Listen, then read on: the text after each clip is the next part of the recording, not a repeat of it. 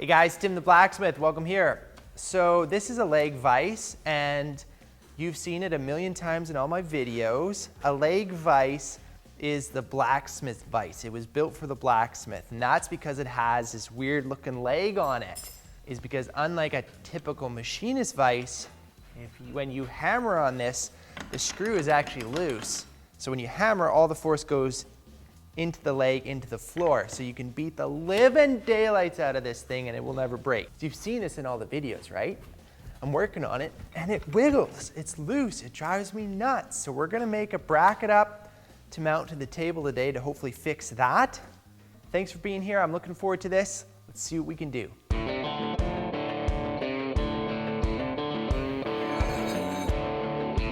The size of a vise is measured by the jaw width. So this is a 6-inch vise. That's pretty good. And the weight, this is 100 pounds. So it's a really nice tool.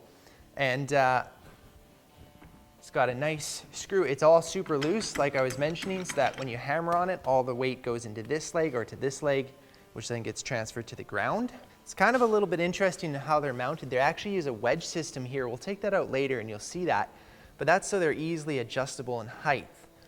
That being said, I'm gonna be maxing this one out today, so we'll have to do a little bit of footwork. So this is an acorn table or a platen table.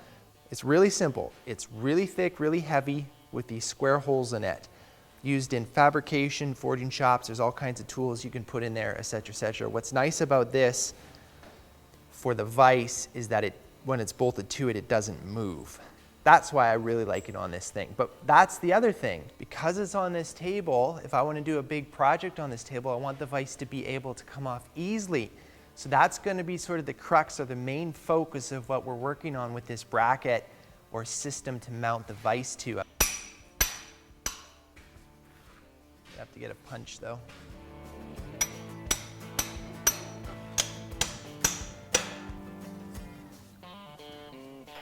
This just sits in here like this wedge. That's how that works. So you drive that out, it slides back, boom, out. So it's really common for leg vises to lose this part because when people are pulling them out, they just boom, knock that out, take the vise, and leave the mounting bracket, which is too bad because it's a lot of work to make that.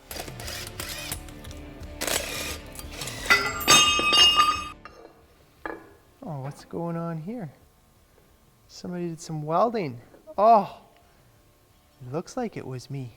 It's not though. Guys, I don't do that kind of a thing. That's not cool. Not Martin. Martin! Are you serious? You welded on my vise? You didn't know. Those are things you should just feel. You already got mad at me a year ago. I can't believe that. Okay, I guess I'm gonna grind this off here.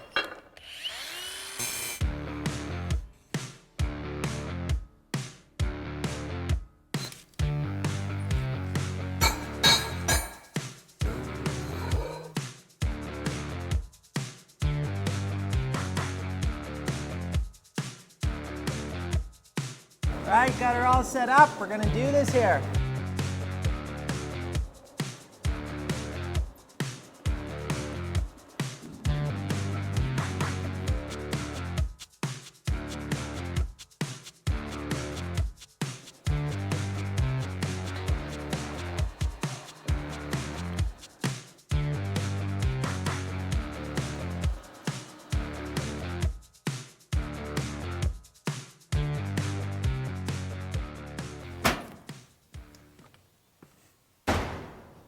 Hey guys, so it's actually a new day and I'm actually going to have to take a small break on getting the leg vise mount made up because I'm not quite sure how it all plays out for timing, but we're launching another batch of the Blackhawk hatchets. This will be the first batch from 1913. Everything else previously has been from the Great North in 1908. So I'm going to quickly get at the forge and whale in those. Martin's making axes too. I'll just do this real quick because we want to make sure this is done by the end of this week so they're ready for the launch. And then we'll get back to the leg vise.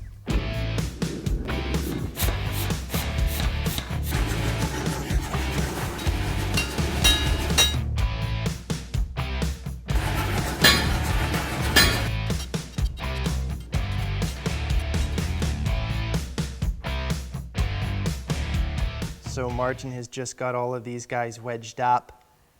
So they're almost done. They'll be done by the time of this video comes out.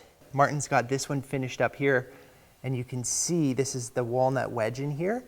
And if you see that, there's a slight hourglass shape to it. That means that wedge is in there so tight. You only see that when you get an absolute perfect wedge. Finish is so good on these. I know the color is bad right now because of the lights. See the color better? Yeah, there you go. Look at that color, right? So 1913. This one is, oh, this is the first one. No way, that's awesome. 01, beautiful. What I found is so interesting is that the train rail is just a different steel than the 4140, which we typically make new axes from. And it has just this like really metallic, pearly type of finish. You don't get that from 4140. So these axes, you can tell them right away as soon as you see them, yep, that's train rail. It's just such a nice texture. I just love it so much. We've also spent a bunch of time working on our profiles. This is something that Buchan, I went over to Buchan. Anyways, we've really worked on the profile. Don't know if you can see that. To make this a better tool, and I'm really excited about it. I'm gonna actually I want to show you this. It's really, really cool, guys. Easier. It's actually easier if the handle's not on it. So I'll just grab this one here. So we're just out here at our chopping block. This is a piece of maple. It's Western maple. It is super, super hard. It's probably been out here for almost a year. So I don't think you're gonna be chopping something harder than that. But what we're trying to do is to just get that axe, when you drop it like that, just to stick, so that you can use it really nice for moving stuff around. That's something that Buchan really likes to do. But then as soon as you get into deeper up that axe profile, it gets thick, and so you can split wood really well. So it's really, really satisfying to get that to stick like that. So anyways, it actually is surprising how finicky that profiling is to get that to happen. Just a little bit too thick at the front and it doesn't do that. So anyways, thought that was of interest. I'm just gonna do it I could do it all day. Okay, so if you want one of these hatchets, head over to my website because we have 12 of them. No, actually that's not true because some of them have been pre-sold. Nevertheless, those are available today on my website. And it's about 1.5 pound head. It's a 16-inch hickory handle with the walnut wedge. I showed you that. And this is something else that Buchan was really teaching me and telling me. Timmy's like, what are you making this hatchet to do? And so what I want to tell you, we've designed this hatchet to be mostly for chopping, breaking up wood for a fire. You can definitely chop a tree with this. It for sure will. But we've left a lot of meat in there in that profile, so that if you're splitting wood, it splits super good, because typically that's what I like to use an axe for, and I'm sure a lot of people do. You can do it, breaking up kindling beside your fire in your house, or if you go camping. So that's our intent with this, but it'll still chop a tree down, let me tell you. Anyways, take a look at the website down below, timothydick.com, and let's get back to that leg vise now. All right, just finished machining this. I'm gonna be taking it off. And then we're going to start on the, they're actually wedges that will hold this thing onto the acorn table.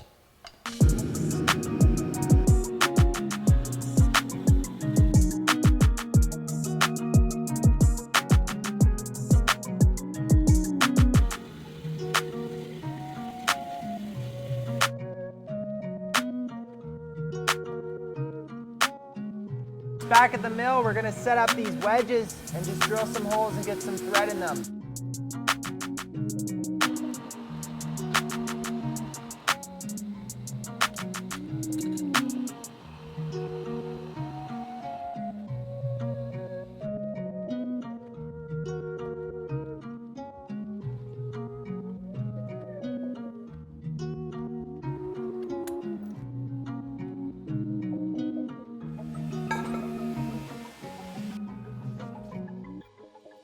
So I'm just doing some dry fitting here. We're gonna try it out. It's not finished, but I wanna make sure that the system to hold this down is gonna work. So I'm gonna show you quickly what's going on here. this is the two wedges. So basically, this is all upside down right now. I'll go into the table into one of these square holes. So this piece here can slide, this big wedge can slide back and forth. And I got it on a bolt here. You'll see on the top side, that's what the slot was for, so it can just float. Really, that bolt is just to keep this from falling out. And then this long one here, depending on, because all the holes are different sizes, this can slide down, and as it slides down, this pushes out, right? And then that will wedge tight in the hole. It's controlled by this thread here to bring this up or down. So basically, hopefully, we drop this in the hole, and then I just tighten this bolt up. It just sucks down to it's tight. Once that's tight, then I'll just tighten this one down. It doesn't have to be much. I unfortunately bought the wrong size bolts for the long one, but I've Jimmy rigged something here good enough. So let's just try it and see if it works. Solid start, solid start. So you can actually see the whole system working in there, just the top of the bottom wedge there. So the one on the right is the one that floats, and then you can just see the top of the bottom one with the thread in there. I haven't even got this thing cranked down all the way yet, and I can tell that this is gonna work crazy good. This thing is super tight. I have no doubt in my mind that this is gonna be awesome. So you can see that this is weird with these just because I didn't have the right size bolt, but this is the slot. This one drifts, and then there's just a nice hole that we drilled in there, so this will sit. So I'll either make or buy, you know, this bolt, and that'll just be sitting flush in there, so it's gonna look super tidy. So this is how I want it to mount. I've got my holes laid out for this, so we're gonna go now back to the milling machine with this part, put those threaded holes in so this can bolt down. I was gonna originally put some nice shape to this thing, but I just, for some reason, the squareness of it with the holes and how it all lines up really works with me. So I think I'm just gonna clean up the edges really nice and clean, put a bevel on it, and then this is done, and then we'll start working on the leg part.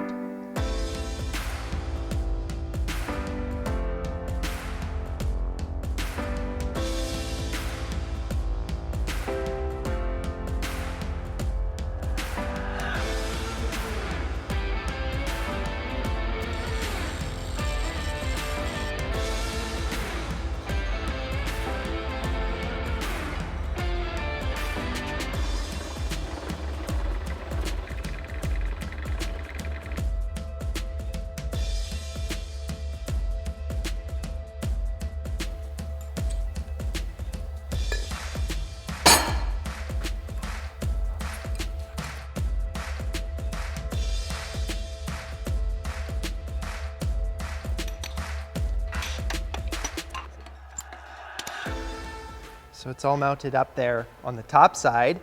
This is all really good. I think it's gonna be really sturdy. So now I just gotta work on securing the leg, because if you look at it, she pivots, right?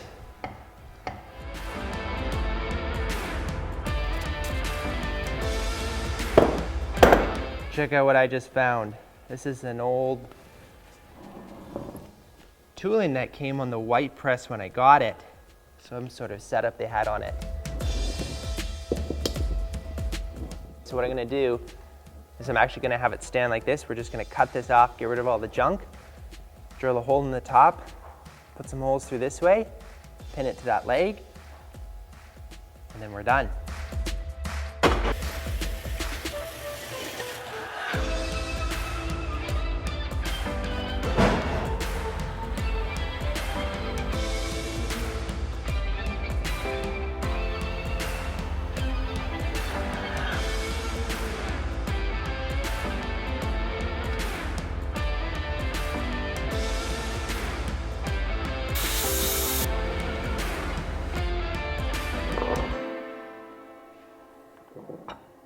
So we are going to try to get this on the block here. Oh, wow, that looks pretty good. At the very beginning, I had said that I wanted the vise to be able to move anywhere around the table. This bracket here could do that, but I quickly realized that this leg, you know, it's not going to be able to be supported in the middle, and that was a big problem. So then I was like, oh, well, I could make this bracket bolt on. You know, we could go all the way around the vise, or sorry, all the way around the table. But then I was thinking, Tim, in the last like 5 years that you've had it on this table, you've never wanted to move it to a different spot. And I never even wanted to pull it off because the project was too big. So I decided it's just gonna stay here. So I'm gonna weld the steel chunk onto the foot of the table. And then the system will still be zip, zip, zip, pull the whole vise off if I need that part of the table and just put it back on. So it's a really quick on and off system, or theoretically. We'll try it out and see how it goes. So anyways, let's quickly weld that up and then I think this thing's gonna be done. It's all mounted up and I am stoked on how solid this thing feels. This is super good. I will say it is unfortunate that it's this height. I would like it to be like with the foot on the ground. So it'd be like this high or something. That would be a little bit nicer for blacksmithing if you got a whale on it. However, if you're doing any file work, it's good at this height. Whatever, it is what it is, right? I'm not gonna get too worked up about that. But now, let's see how easy it is to take it out and put it in. It'll be interesting to see that.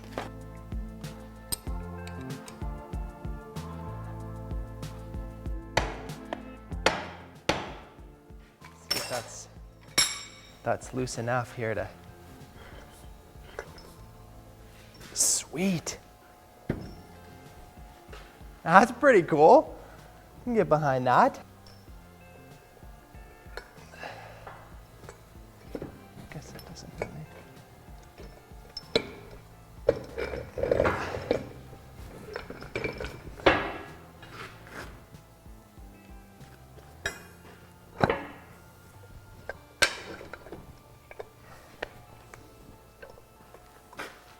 Okay.